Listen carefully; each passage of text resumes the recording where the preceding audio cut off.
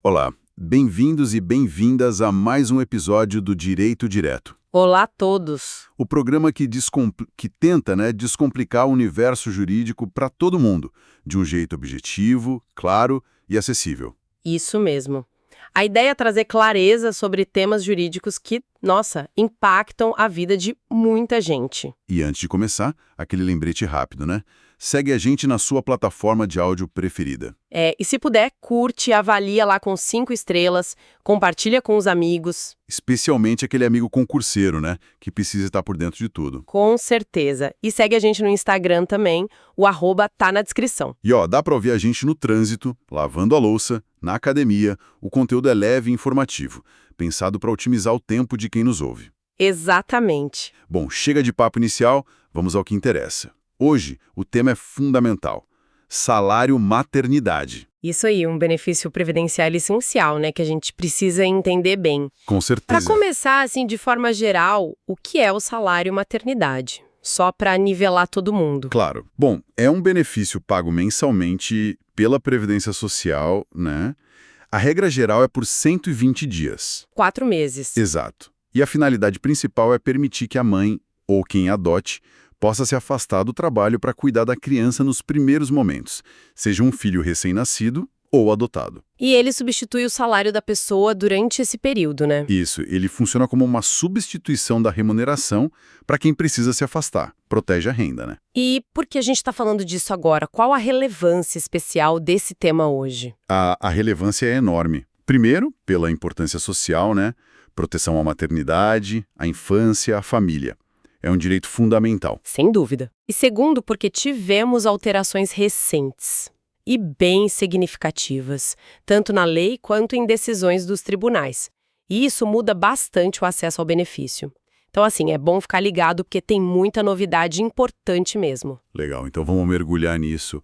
Qual a base legal principal para quem quiser, sei lá, aprofundar depois? Onde a gente encontra as regras? Olha, a base está lá na Constituição Federal, no artigo 201, inciso 2º.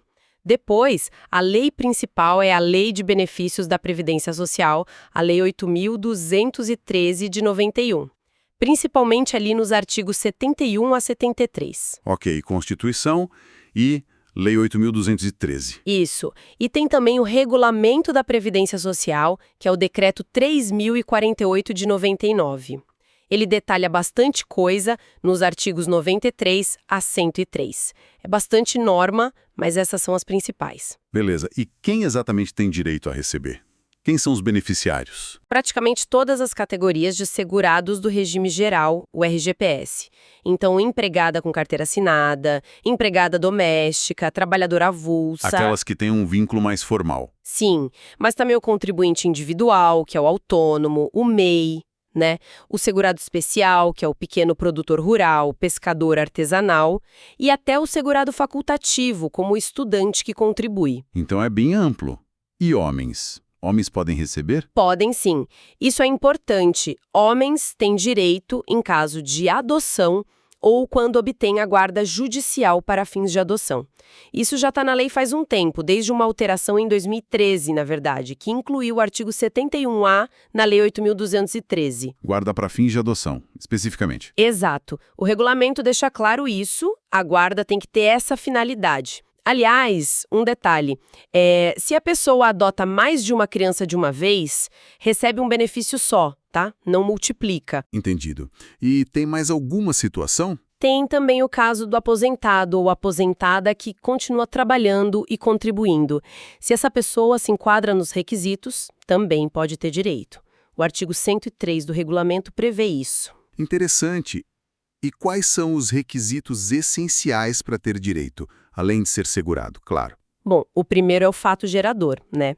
O que dá origem ao direito, que pode ser o parto. Mesmo se o bebê nascer sem vida, o natimorto? Sim, o parto de natimorto também dá direito aos 120 dias. Outro fato gerador é o aborto não criminoso previsto em lei. Nesse caso, o direito é um período menor de 2 semanas de afastamento remunerado. 2 semanas no aborto não criminoso? Isso, está lá no parágrafo 5º do artigo 93 do regulamento. E, claro, a adoção ou a guarda judicial para fins de adoção, como a gente já falou. Ok. Fato gerador. Parto, natimorto, aborto não criminoso, adoção ou guarda para adoção. Que mais? O segundo requisito fundamental é a qualidade de segurado. A pessoa precisa estar filiada ao RGPS na data do fato gerador, ou pelo menos estar dentro do chamado período de graça. Período de graça é aquele tempo que a pessoa mantém a qualidade de segurado mesmo sem contribuir, né? Exatamente. O artigo 97 do regulamento menciona isso. É uma proteção importante para quem perde o emprego, por exemplo. Certo. Fato gerador, qualidade de segurado. Tem mais algum requisito geral? Tem. A pessoa precisa se afastar do trabalho ou da atividade que ela exerce. Essa é uma condição para receber o benefício. Se a pessoa continuar trabalhando, o benefício pode ser suspenso.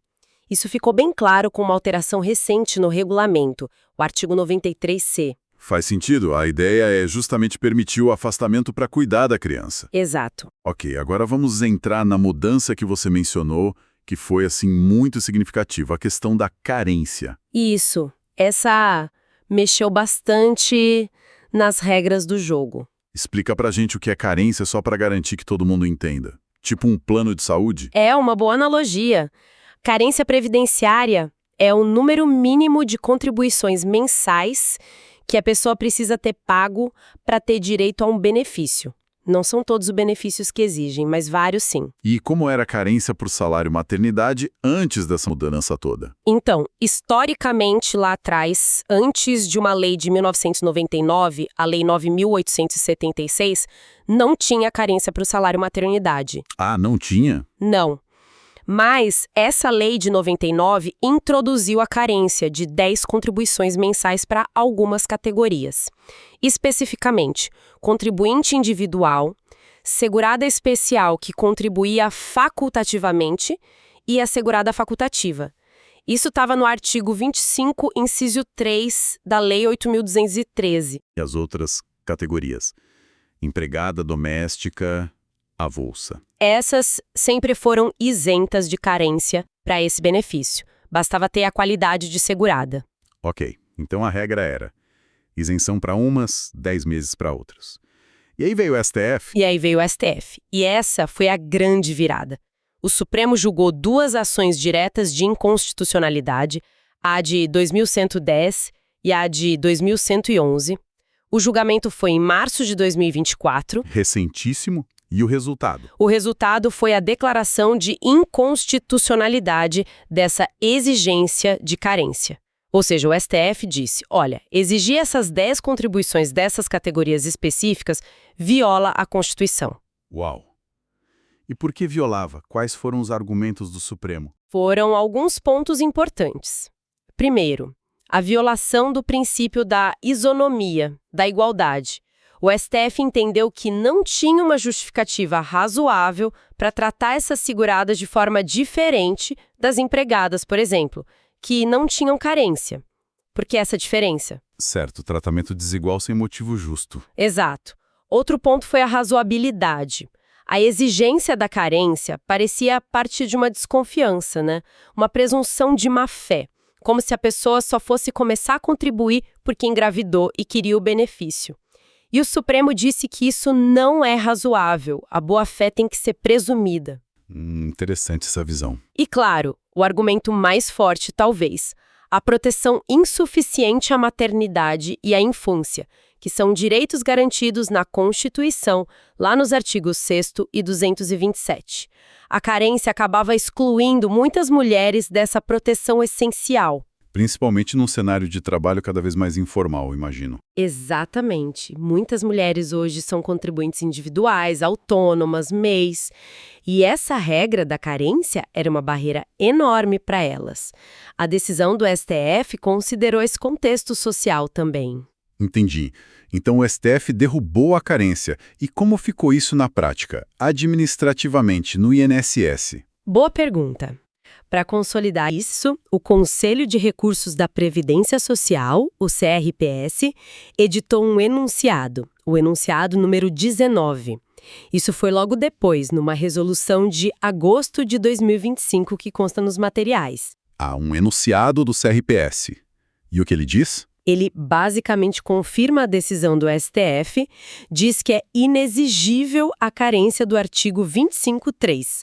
Ou seja, o INSS e o Conselho não podem mais exigir essas 10 contribuições para essas categorias. Mas atenção, né?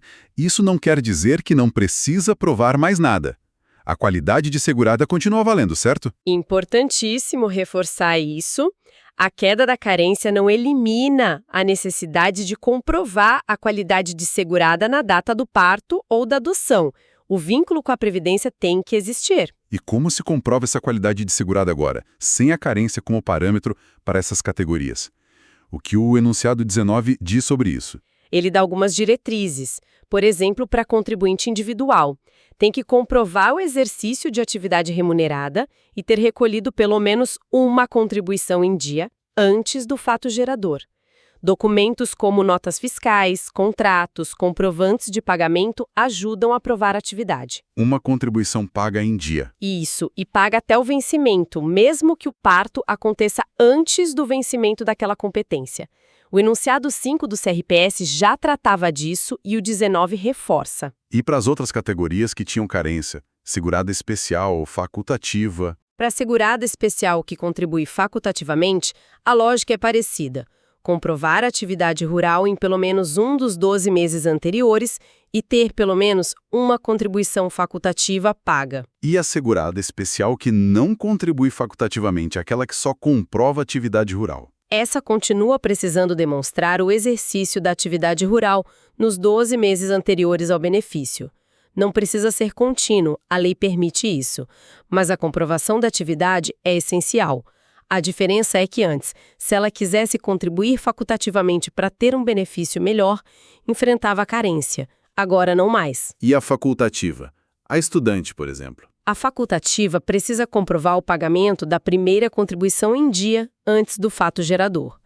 Como ela não exerce atividade remunerada, a prova é o próprio pagamento da contribuição como facultativa. Entendi. Então, resumindo essa parte, STF derrubou a carência de 10 meses para contribuinte individual, especial, facultativa e facultativa. O CRPS confirmou no enunciado 19. Mas a qualidade de segurada ainda é crucial e exige comprovação de atividade quando aplicável e pelo menos uma contribuição paga corretamente antes do evento. É isso. Perfeitamente resumido. É um avanço enorme no acesso, mas a comprovação do vínculo e da contribuição mínima continua sendo a chave. Ótimo. Agora vamos falar da duração do benefício. A regra geral é 120 dias, né? Mas parece que tem situações em que isso pode mudar. Exato. 120 dias é a regra padrão. O benefício pode começar um pouco antes do parto, até 28 dias antes ou na data do parto mesmo. E se for natimorto? Ou se o bebê falecer logo após o nascimento? Nesses casos, infelizmente, a duração de 120 dias é mantida. A lei entende que a mãe precisa desse tempo de recuperação física e emocional. E no caso de aborto não criminoso? Como falamos, são 2 semanas, 14 dias. Certo.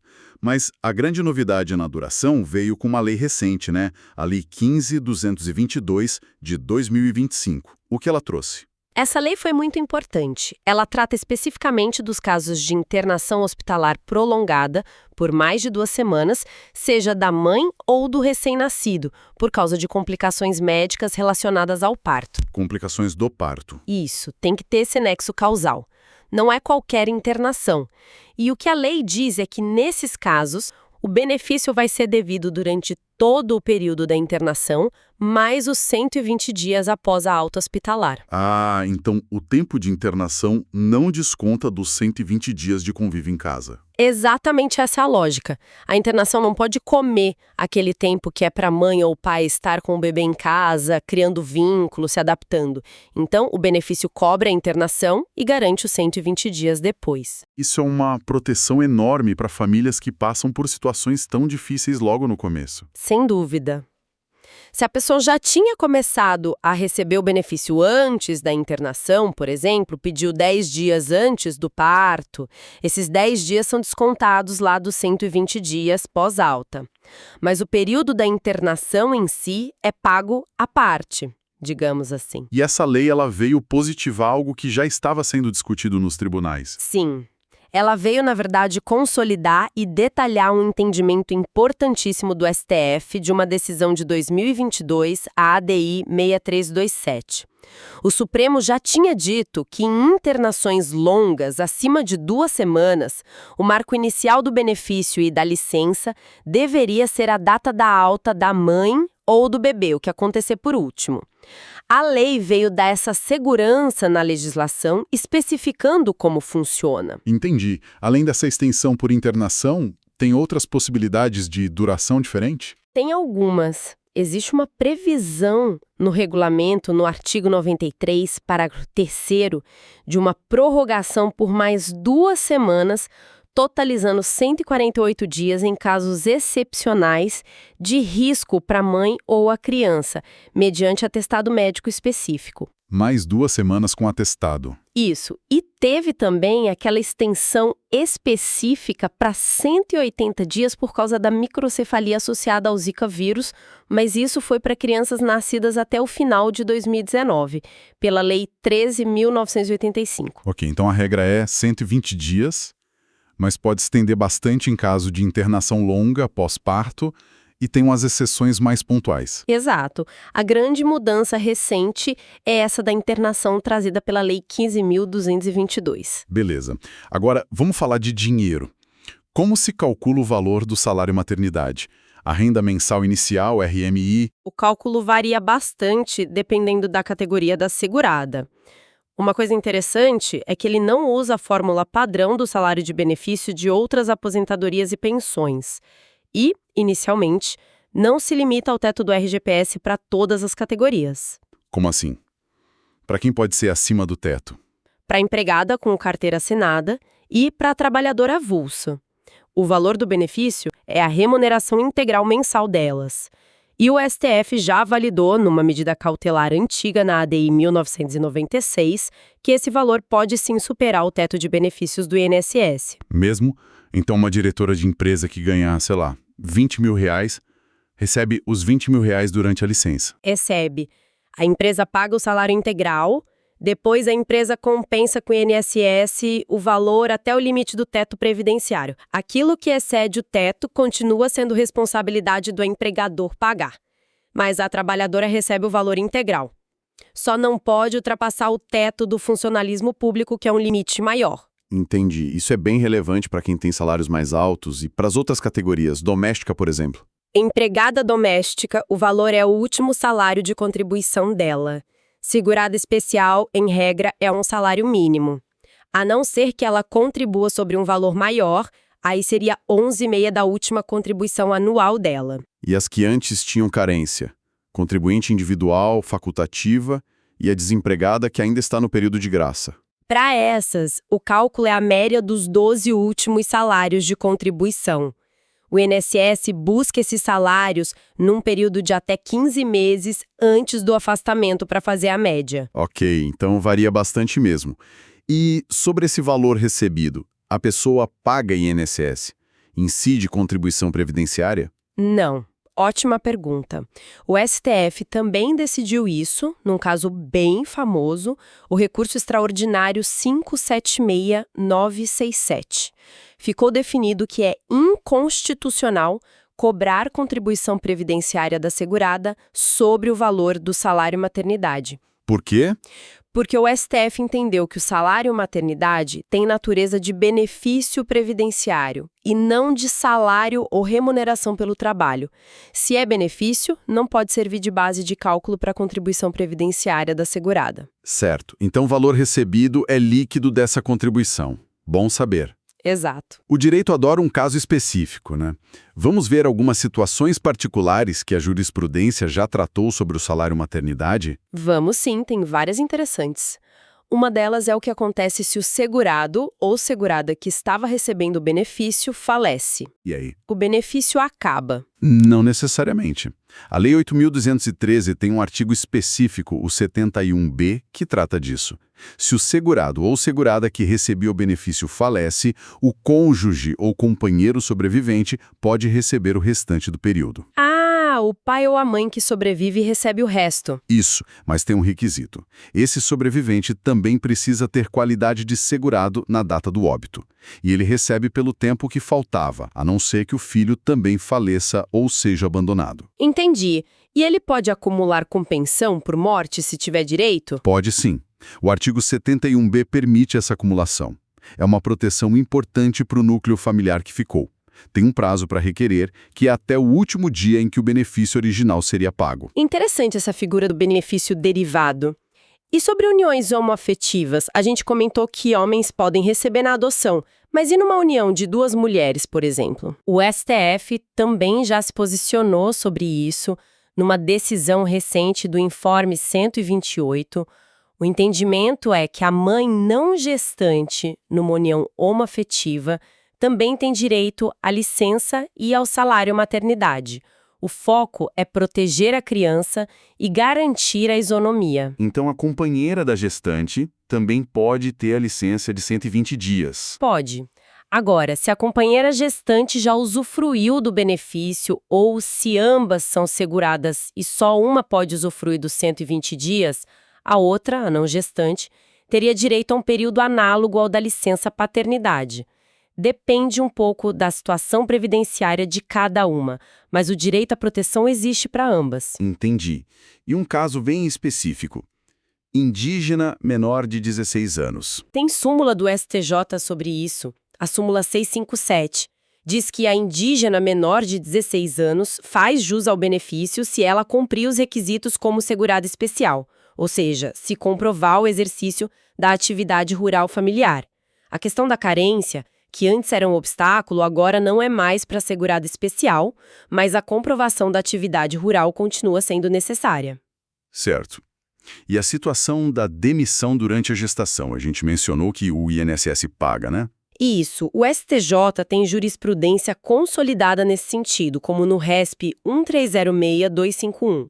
Se a empregada é demitida sem justa causa durante a gravidez, ela tem a garantia de estabilidade no emprego, mas quem paga o salário maternidade quando chegar a hora é o INSS e não o ex-empregador. A responsabilidade pelo pagamento muda para o INSS. Exatamente. E para fechar esses casos específicos, aquela questão da Covid-19 e o afastamento das gestantes que a Lei 14.151 determinou. Ah, sim.